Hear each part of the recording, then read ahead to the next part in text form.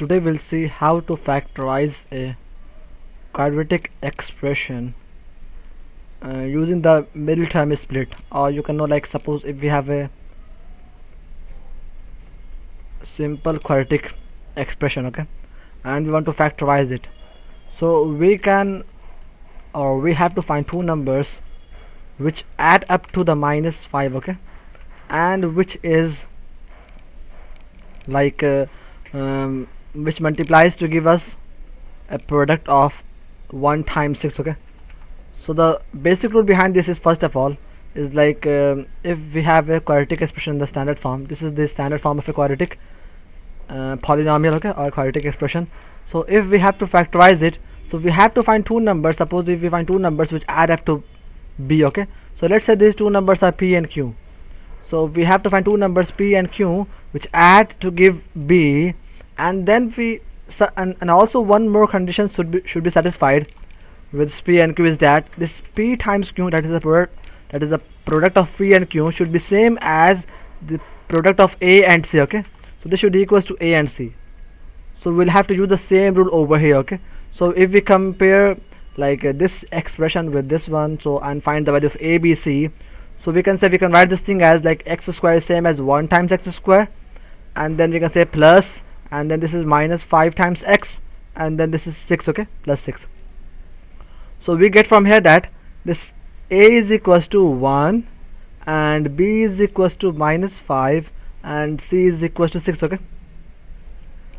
So basically we have to find two numbers which add up to -5 and give us a product of 1 times 6, okay, a times c. So let's say that means we have to find two numbers which add up to -5. Let's say the numbers is p and q, okay, and which multiply to give us, you know, 1 a times c, which is 1 times 6, so that is like 6, okay, like over here. So now here we have to like just guess and check, okay, or you say like use the hit and trial method. So when we apply the hit and trial method over here, so we will have, like, you know, we can say maybe like -1 and -4, because the sum is negative, so that means either one of them is negative and the other one is positive, or maybe both of them are negative, okay. Since we know that the product is positive, that indicates that both the numbers have to be either negative or both of them have to be positive. So from these two conditions we get that both the numbers have to be negative in order to satisfy both the conditions, okay. So let's say if we say -1 and -4, so we know that -1 and -4 when added will give us -5, but we know -1 times -4 is +4, which is not same as 1 times 6, which is 6, okay. So for that means this is not a good assumption, okay. We have to remove this. Now we can say like this obviously means either you put p is equal to -2 and q equals to -3, okay, or you can flip the values, like you can set q equals to p equals to -3 and this is -2, okay, it doesn't matter. So that means basically we have to split this thing into -3 and -2. So that means we can write this thing as x square. We can just copy this thing, okay, as it is, and this -5x we can write this thing as, you know, like -3x -2x, okay, and then this is +6. We just copy this, okay. What we did right now is just we rewrite this -5x as this way, okay. So now we should make,